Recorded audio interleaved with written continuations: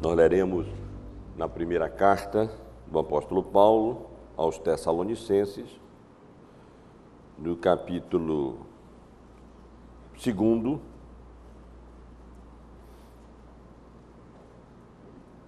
os versos 1 até o verso de número 6. Primeira carta aos Tessalonicenses, capítulo 2, versos 1 a 6.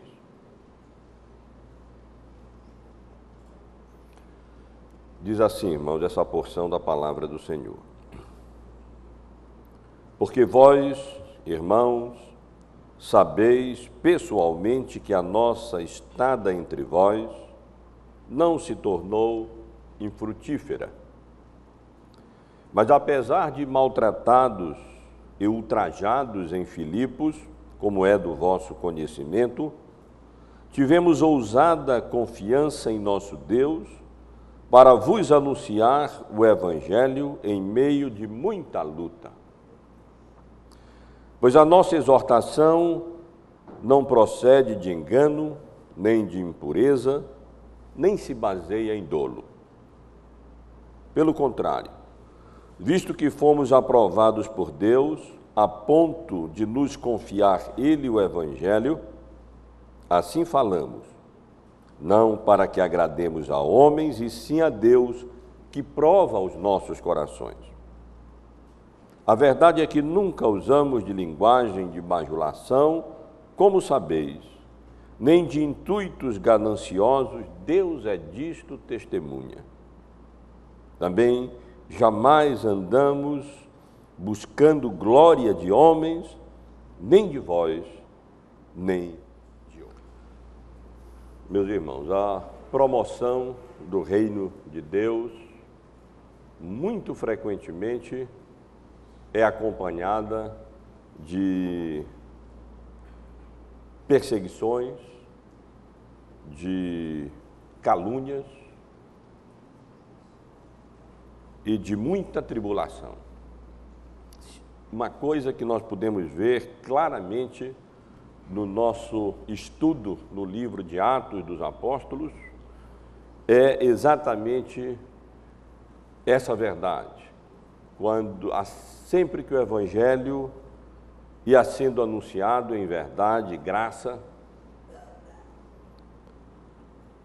opositores do Evangelho se levantavam e perseguiam aqueles que determinavam no seu coração serem fiéis à palavra de Deus e anunciar o Evangelho na sua pureza e com sinceridade diante do próprio Deus, para a conversão dos pecadores, para levar aqueles que não conheciam ainda a graça de Deus ao conhecimento salvífico do Senhor Jesus e da sua obra expiatória realizada por nós na cruz do Calvário. Vimos como, de maneira muito variada, os opositores do Evangelho tentavam sempre impedir que a luz da verdade afugentasse as trevas e expusesse as obras das trevas para a vergonha daqueles que não andavam de conformidade com a vontade de Deus expressa na sua palavra. E quando essa oposição ao Evangelho ameaçava a igreja e colocava em perigo o Evangelho, o apóstolo Paulo se defendia. Vimos isso estudando o livro de Atos dos Apóstolos, vemos isso com clareza, particularmente na sua segunda carta à igreja de Corinto. Vimos isso também quando nós estivemos há pouco tempo expondo a carta aos Gálatas. Paulo não fazia isso preocupado apenas com a sua reputação, mas ele fazia isso, como eu disse, por amor à igreja e por amor ao Evangelho. uma das maneiras através das quais os opositores da verdade do Evangelho tentavam impedir o avanço do reino de Deus nesse mundo e minar a verdade anunciada pelo apóstolo Paulo e pelos seus companheiros, no caso em Tessalônica, Silas e Timóteo, era exatamente minando a reputação e a integridade dos pregadores da palavra de Deus. Os irmãos têm acompanhado a exposição que estamos fazendo na primeira carta de Paulo, endereçada à igreja de Tessalônica, e viram e conhecem bem o contexto em que a passagem que nós lemos se encontra. Em todo o capítulo 1, que é pequeno, apenas 10 versículos, nós encontramos a ação de graça do apóstolo Paulo pela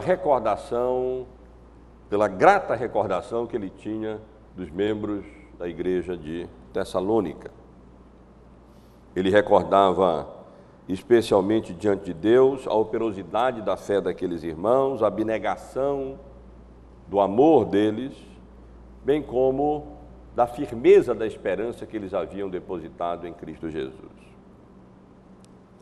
E vimos como, dentre os motivos que levaram o apóstolo Paulo a agradecer a Deus pela igreja de Tessalônica, estava o reconhecimento de que aqueles irmãos, aquela igreja havia sido objeto da eleição soberana eterna de Deus. Paulo reconhecia a eleição daqueles irmãos. E estivemos aqui considerando por 2 domingos as evidências da eleição dos membros da igreja de Tessalônica. O que levava o apóstolo Paulo a reconhecer a eleição daqueles irmãos era a maneira como o evangelho havia chegado até eles, o modo como eles receberam a palavra de Deus, os efeitos que a palavra de Deus vinha produzindo naquela igreja, o testemunho eficaz da igreja de Tessalônica, que estava se estendendo para além das fronteiras da Grécia, a conversão radical dos membros daquela igreja, que fez com que eles rompessem com os ídolos e passassem a servir ao Deus vivo e verdadeiro, e a ardente expectativa da ressurreição do Senhor Jesus dentre os mortos, seu retorno em glória para a consumação das suas promessas. Nos capítulos 2 e 3, que agora começamos a considerar, o apóstolo Paulo passa a defender o seu ministério, o que nos leva a inferir que havia acusações estavam sendo levantadas contra ele ali na cidade de Tessalônica. Quando nós lemos o livro de Atos dos Apóstolos, nós vemos, de fato, como quando o apóstolo Paulo esteve anunciando o evangelho na cidade de Tessalônica, ele experimentou forte perseguição, grande perseguição. Vimos como os judeus, especialmente, se levantaram contra ele. O apóstolo Paulo foi obrigado a fugir da cidade de Tessalônica. Ele se dirigiu para Bereia, aonde ali esteve também anunciando o evangelho. E a intensidade da perseguição, da oposição que o apóstolo Paulo experimentou na cidade de Tessalônica era de tal ordem que os judeus de Tessalônica, quando souberam que o apóstolo Paulo anunciava o evangelho em Bereia, eles se dirigiram até aquela cidade e ali excitaram o povo para que eles se rebelassem contra o apóstolo Paulo e contra aqueles que ali estavam anunciando o evangelho. E então, como resultado disso, novamente o apóstolo Paulo teve que fugir de Bereia e se dirigiu para Atenas, e assim continuou na sua obra missionária, pregando o evangelho, anunciando o evangelho da graça salvadora de Deus em Cristo Jesus. E, portanto, era necessário, por amor a Deus, por amor à igreja e por amor ao evangelho, que o apóstolo Paulo refutasse as acusações que estavam sendo levantadas contra eles e que nós podemos, até certo ponto, reconstituir a partir da defesa que o apóstolo Paulo faz do seu ministério e do evangelho, especialmente apontando para a sua relação com a igreja de Tessalônica, nos capítulos 2 e no capítulo 3, que nós agora começamos a considerar.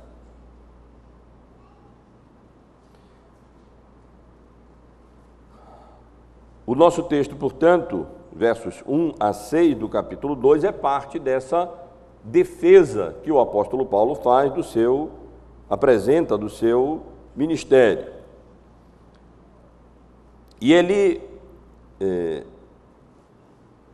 defende aqui que ele, Silas e Timóteo não eram charlatães, interesseiros, como havia muitos que percorriam na época a via Ignácia, com as suas vãs filosofias, as suas sutilezas, procurando assim conquistar adeptos para as suas doutrinas, para os seus ensinos, através de dolo, de artimanhas, de sutilezas. Paulo não era nada disso. Ele não poderia ser confundido com charlatães. Sua mensagem não era oca, não era vazia, não era despropositada como a mensagem dos muitos filósofos que percorriam na época a via Ignácia, anunciando as suas mensagens com propósitos egoístas e interesseiros.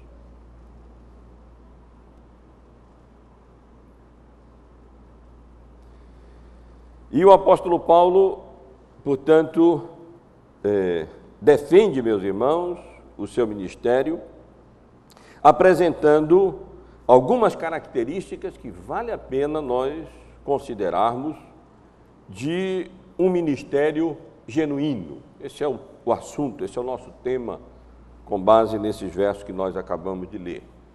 Observem, irmãos, as características que o apóstolo Paulo apresenta de um ministério genuíno, como era, na realidade, o seu ministério, bem como o ministério de Silas e o ministério de Timóteo. Peço que os irmãos mantenham a Bíblia aberta e observem a defesa que o apóstolo Paulo faz do seu ministério, apresentando como características de um ministério genuíno, primeiro, a sua atitude com relação à pregação do Evangelho. A sua atitude era a atitude genuína de um ministro do Evangelho, um ministro do nosso Senhor e Salvador, o Senhor Jesus Cristo. O apóstolo Paulo começa nos 2 primeiros versículos apelando para as circunstâncias que envolveram a sua chegada em Tessalônica e apelando para o próprio conhecimento dos membros da igreja de Tessalônica. Paulo não havia sido não havia realizado o seu ministério de maneira ali oculta, escondida, misteriosa. Não, ele havia pregado publicamente a palavra de Deus. E os membros da igreja de Tessalônica, uma igreja recém-fundada, conheciam muito bem as circunstâncias através das quais o apóstolo Paulo foi levado até Tessalônica e ali anunciou o Evangelho. Lemos nos 2 primeiros versículos o apóstolo Paulo dizendo: porque vós, irmãos, sabeis pessoalmente que a nossa estada entre vós não se tornou infrutífera, mas apesar de maltratados e ultrajados em Filipos, como é do vosso conhecimento, tivemos ousada confiança em nosso Deus para vos anunciar o Evangelho em meio de muita luta. Paulo não chegou em Tessalônica como um aventureiro, ele não chegou em Tessalônica como um turista a passeio, ele não chegou em Tessalônica, como eu mencionei, como muitos filósofos na época percorriam aquelas vias mais conhecidas e iam de cidade em cidade anunciando as suas ideias, anunciando os seus pensamentos e utilizando-se de meios escusos e espúrios e de motivações inconfessáveis para assim alcançar o favor e benefícios financeiros da parte daqueles que eles porventura viessem a conquistar com os seus ensinos provenientes das suas próprias imaginações, das suas próprias ideias, das suas próprias filosofias. Não foi assim que o apóstolo Paulo havia chegado à cidade de Tessalônica. Aqueles irmãos sabiam bem como em Filipos, de onde o apóstolo Paulo tinha vindo antes de chegar na cidade de Tessalônica, eles sabiam bem como o apóstolo Paulo havia sido ali humilhado, como o apóstolo Paulo havia sido maltratado, esse é o termo que ele utiliza, ali na cidade de Filipos. E se os irmãos recordarem, abrindo a Bíblia no capítulo 16 do livro de Atos dos Apóstolos, a partir do versículo 19, os irmãos recordarão o que aconteceu quando Paulo fielmente anunciou a palavra de Deus na cidade de Filipos, a primeira cidade a ser evangelizada na Europa. O apóstolo Paulo e Silas foram arrastados para a praça pública, eles ali foram acusados de perturbadores da paz romana, tiveram as suas vestes rasgadas, eles foram açoitados, eles foram lançados na prisão, foram amarrados no tronco,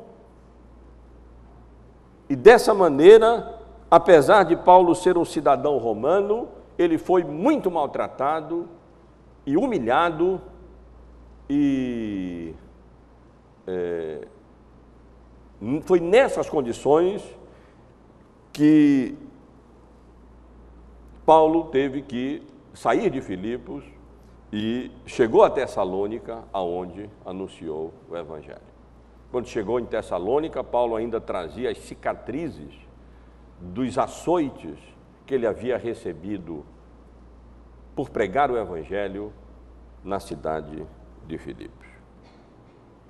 E, muito provavelmente, a acusação, entre as acusações que estavam sendo levantadas pelos judeus de Tessalônica, opositores do Evangelho e opositores do apóstolo Paulo, é que o apóstolo Paulo era um covarde.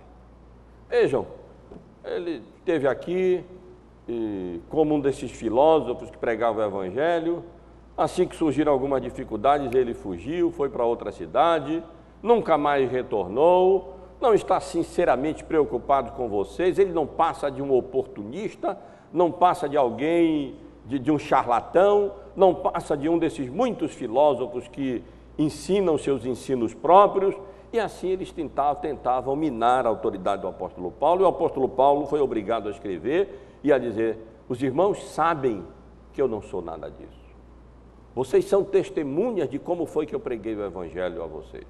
Foi em meio a muita luta, foi em meio a muita perseguição, em meio a muitas provações. Os irmãos sabem como eu fui humilhado, como eu fui ameaçado. Os irmãos sabem o perigo que eu corria quando estava ali pregando o Evangelho. E se Paulo saía de cidade em cidade e anunciava o Evangelho, quando as oposições se levantavam, era exatamente porque ele obedecia à ordem do seu Senhor, que havia orientado os seus discípulos que quando o Evangelho não fosse aceito, eles então partissem para outra cidade e ali pregassem o Evangelho e continuassem anunciando o Evangelho da graça de Deus em Cristo.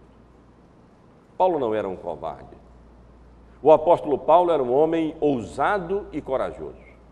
E mesmo em meio às provações e perseguições e tribulações e tremendas agonias e lutas que ele experimentava por causa da sua fidelidade à palavra de Deus e a Cristo, ele não havia se omitido em anunciar a palavra de Deus e mesmo perseguido em Filipos, ousado e corajosamente na cidade de Tessalônica, ele havia anunciado o Evangelho, havia pregado o Evangelho da graça salvadora de Deus, exclusivamente através da obra salvadora, redentora do Senhor Jesus na cruz do Calvário. E por isso a sua pregação não era vazia, não era sem sentido, não era despropositada, não havia sido infrutífera, mas pela misericórdia e graça de Deus, não apenas judeus, como também gentios piedosos, como várias mulheres importantes da cidade e várias pessoas de origem pagã, como lemos e estudamos no versículo 9, haviam deixado os ídolos, abandonado os ídolos e haviam se convertido genuinamente ao Deus vivo e verdadeiro e passaram a servir a Deus de maneira fiel e de modo verdadeiro. Então, irmãos, o apóstolo Paulo apresenta essa primeira característica de um ministério genuíno, no que diz respeito à atitude, ou seja, a sua coragem, a sua ousadia, a sua disposição de, mesmo em meio a muita luta e muitas perseguições e provações, o apóstolo Paulo havia permanecido firme na sua determinação de anunciar o Evangelho e de pregar o Evangelho. Quantas vezes o apóstolo Paulo teve a vida em risco? E se ele ia de cidade em cidade, não era porque ele temia a morte, os irmãos devem lembrar, como quando foi advertido que se ele fosse a Jerusalém ele seria preso, o apóstolo Paulo disse: não se preocupem comigo, porque eu estou pronto não apenas para ser preso em Jerusalém, mas eu estou pronto para morrer em Jerusalém, desde que eu possa consumar o meu ministério e cumprir o ministério que Deus me deu e anunciar a sua palavra e o seu Evangelho. Paulo era um homem ousado, ele era um homem corajoso, e aqueles que são chamados para pregar o Evangelho precisam de ousadia e precisam de coragem para confrontar os homens com seus pecados, anunciando a palavra de Deus e o Evangelho que lhe havia sido confiado. Mas o apóstolo Paulo apresenta outra característica que demonstra a genuinidade do seu ministério. Não apenas a sua atitude era uma atitude genuína, corajosa, que não se confundia com a daqueles filósofos oportunistas que percorriam a via Ignácia na época, mas o conteúdo da sua pregação era um conteúdo genuíno. Sua exortação, lemos no versículo 3, não se baseava ou não procedia de engano ou de erro. O apóstolo Paulo não pregava as suas próprias ideias, os seus próprios pensamentos. O conteúdo da sua mensagem não era filosófico. Ele não pregava ideias humanas, pensamentos humanos, invenções humanas ou sugestões, engano e o erro promovido por Satanás. O apóstolo Paulo pregava, como lemos nessa passagem, o Evangelho de Deus, Pois a nossa exortação não procede de engano, nem de impureza, nem se baseia em dolo. O que o apóstolo Paulo pregava, no versículo 2 é mencionado, é o Evangelho de Deus. O que o apóstolo Paulo anunciava, mesmo que em meio a muita luta, era o Evangelho que ele havia recebido. Sua mensagem não era sua, era a mensagem de Deus, era o Evangelho de Deus. Era as boas novas da salvação através da obra redentora, expiatória de Cristo na cruz do Calvário. E o compromisso do apóstolo Paulo era com o Evangelho. E as razões ele menciona nessa passagem. Ele havia sido considerado aprovado e Deus lhe havia confiado o Evangelho. E Deus perscrutava o coração humano, sondava os seus corações. E o apóstolo Paulo tinha absoluta consciência disso, como homem comissionado por Deus, chamado por Deus, como um apóstolo de Cristo. Deus mesmo havia confiado o Evangelho a ele, vaso de barro, esse importante e precioso tesouro. E o apóstolo Paulo sabia que Deus sondava o coração humano, perscrutava as motivações e propósitos humanos. E era diante de Deus, desse Deus que conhece todas as coisas, que ele pregava o Evangelho que ele havia recebido sem corrupção, sem deturpação, sem que ele mercadejasse o Evangelho para agradar os seus ouvintes, para satisfazer a curiosidade dos seus ouvintes e assim deixar de confrontar os seus ouvintes com os seus pecados e com as suas faltas. Portanto, meus irmãos, o ministério do apóstolo Paulo era um ministério genuíno, porque além de ter uma atitude genuína, isto é, ousada, corajosa, mesmo em meio às provações e perseguições, e não se confundir com a atitude covarde dos filósofos da época, a mensagem do apóstolo Paulo pregada, o seu conteúdo era genuíno também. Não era baseado em erro, não era procedente do engano do diabo, não era procedente apenas das filosofias e pensamentos e imaginações humanas, mas ele pregava, como diz aqui mesmo no verso 2, o Evangelho de Deus, que portanto não procedia do erro, mas havia-lhe sido confiado a ele pelo próprio Deus. E ele sabia que ao anunciar o Evangelho, Deus mesmo perscrutava o seu coração, sondava o seu coração, e ele, portanto, precisava andar com sinceridade diante de Deus, anunciando o Evangelho de Deus, não deturpado, não corrompido, não adulterado, como outros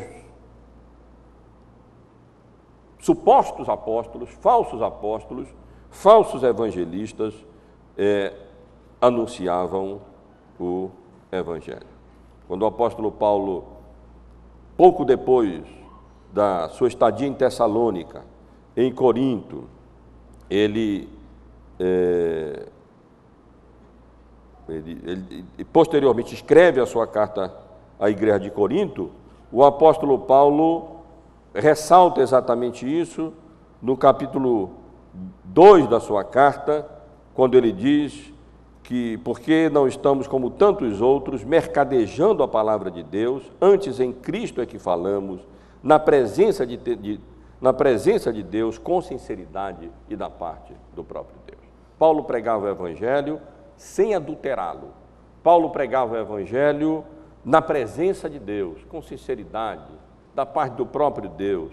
E, portanto, ele apela para os tessalonicenses, que sabiam exatamente como é que havia sido a sua estadia entre eles, em que circunstâncias ele havia chegado ali, em que condições ele havia pregado a eles, e conheciam muito bem o conteúdo do seu Evangelho, que não se confundia com as ideias humanas e filosofias humanas pregadas na época, e não poderia ser acusado de mercadejar ou corromper ou açucarar o seu evangelho para que se tornasse palatável e agradável aos ouvintes. Mas, meus irmãos, o apóstolo Paulo continua a sua defesa da genuinidade do seu evangelho, especialmente argumentando que as suas motivações ao anunciar o evangelho também eram motivações genuínas. Paulo não tinha motivações espúrias, escusas. Ele não pregava o evangelho por algum tipo de interesse ou em busca de qualquer benefício pessoal. Paulo anunciava o evangelho com sinceridade diante de Deus, de maneira abnegada e sem que estivesse buscando alcançar qualquer benefício próprio. No versículo 3, ele diz: pois a nossa exortação não procede de engano, nem de impureza. E aqui a palavra é utilizada nesse sentido, aplicada no que diz respeito à sua motivação. A sua motivação não era impura, não era espúria. E no versículo 5, ele deixa claro que ele não anunciava o evangelho com intuitos gananciosos, como muitos outros pregadores da época faziam, e o apóstolo Paulo reconhecia e admitia isso. Paulo não era assim. O que o motivava a seguir de cidade em cidade, a experimentar prisões, privações, provações, naufrágios, açoites, fome, jejuns, nudez, evidentemente não era interesse pecuniário. Ele não estava ali interessado, como muitos charlatães na época, em sair de cidade em cidade, anunciando algumas ideias, com essas motivações indignas e espúrias, de alcançar algum benefício próprio, financeiro ou de qualquer outra natureza. Alguns intérpretes até mencionam que um dos benefícios que os pregadores que percorriam a Via Ignácia na época eram benefícios sexuais, nesse sentido, das pessoas, das mulheres para as quais eles pregavam o evangelho, com base na palavra aqui traduzida como impureza. Mas provavelmente o apóstolo Paulo não tem em mente aqui essa motivação específica em mente, mas provavelmente ele tem uma motivação maior, quando ele está contestando uma motivação maior, impura, no versículo 3, quando ele diz: pois a nossa exortação não procede de engano, nem de impureza.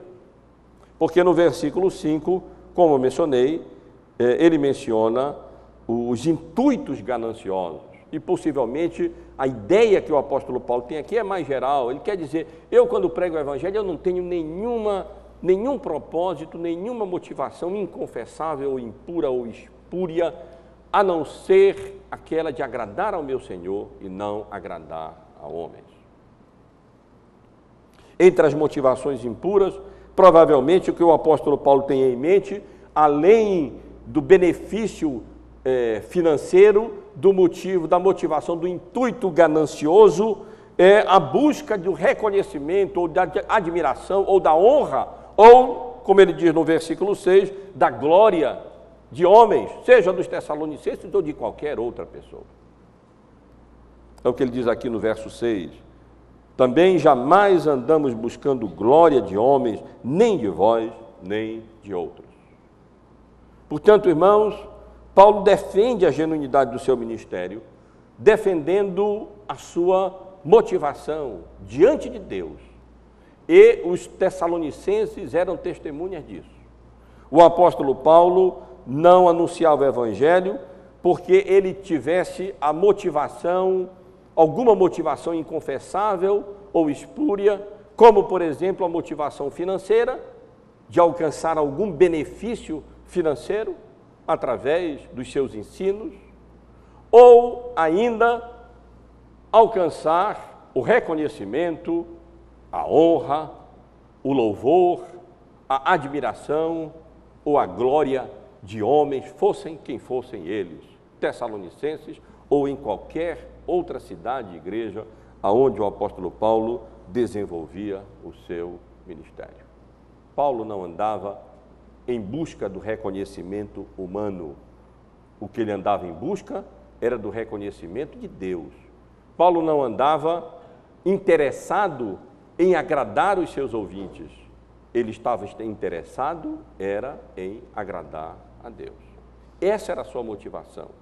Era isso que impulsionava o apóstolo Paulo. Não eram benefícios financeiros, não era a admiração de homens, mas era exatamente agradar aquele que o havia comissionado e o havia chamado.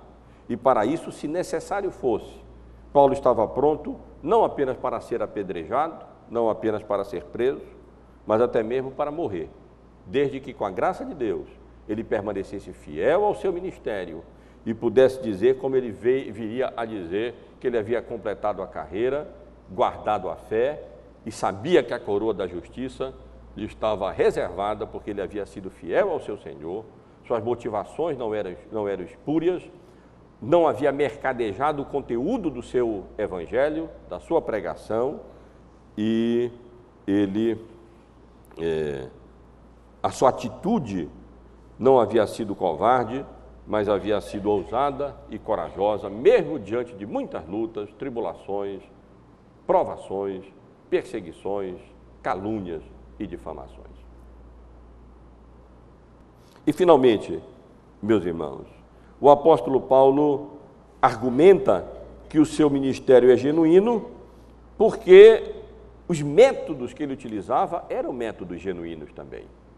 Não apenas a sua atitude era genuína, o conteúdo da sua mensagem era genuíno, não era humano, era de Deus. A sua motivação era genuína, não era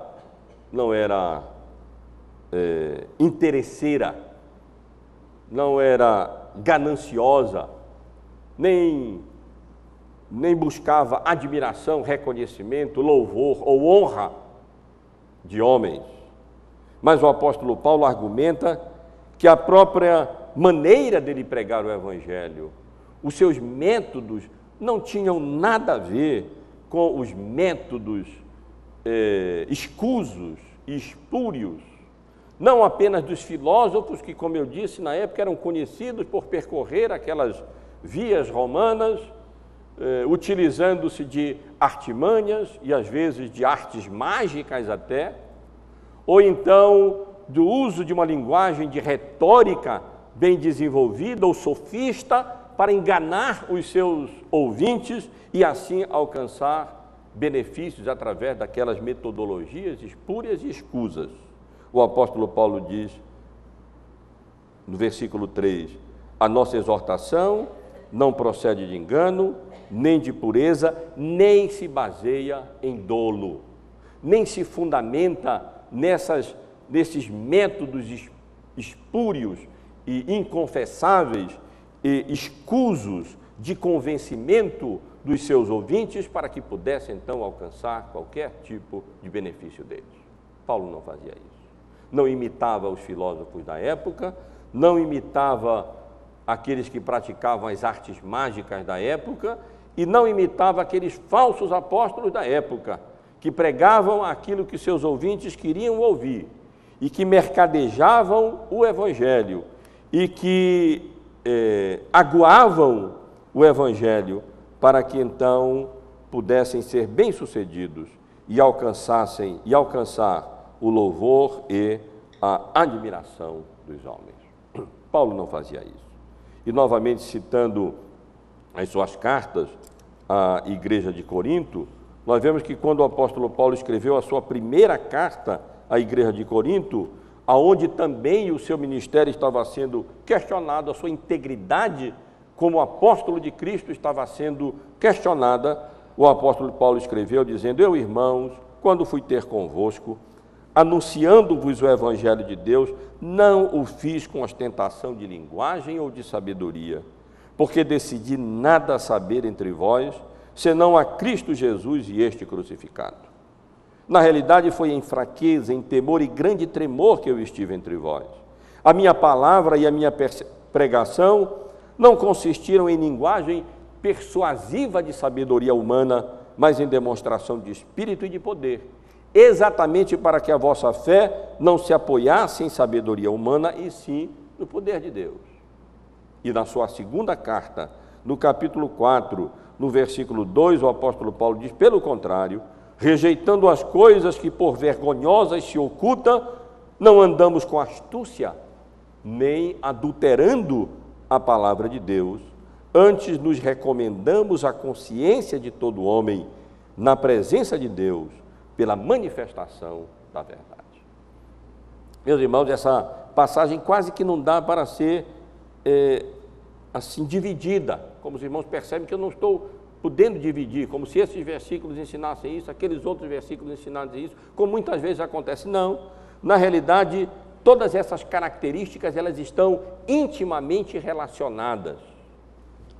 A atitude do pregador, o conteúdo da mensagem, a motivação do pregador, os métodos do pregador, tudo isso está entrelaçado e interrelacionado.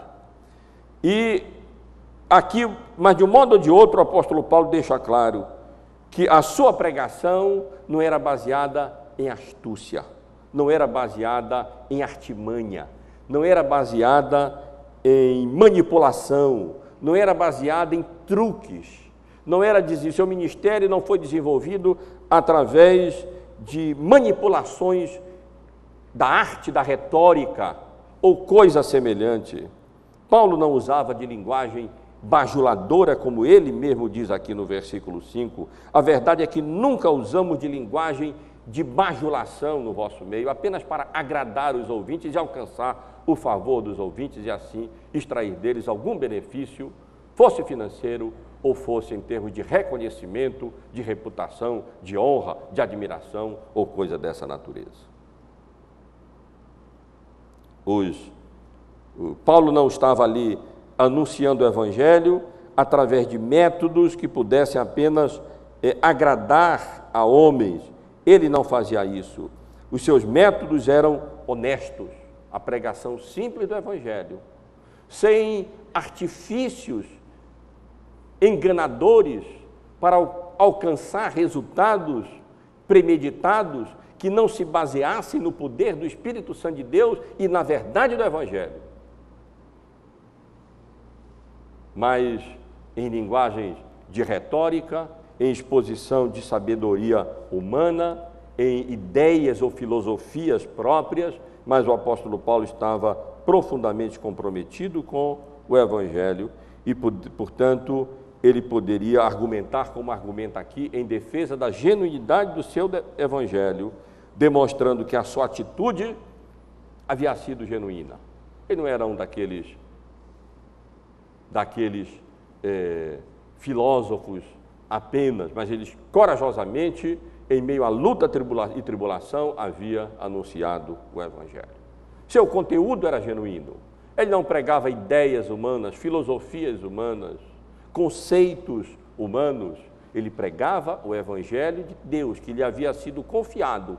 E diante de Deus que perscruta o coração, ele permanecia comprometido com o Evangelho e fiel ao Evangelho que lhe havia sido confiado. Sua motivação era genuína, não era espúria. Paulo não almejava benefícios pessoais através da pregação do Evangelho. Ele não almejava sequer alcançar a glória, a reputação, o reconhecimento, a honra dos seus ouvintes. Ele estava preocupado, sim, era em agradar a Deus, que Deus aprovasse o seu ministério e aprovasse a sua vida.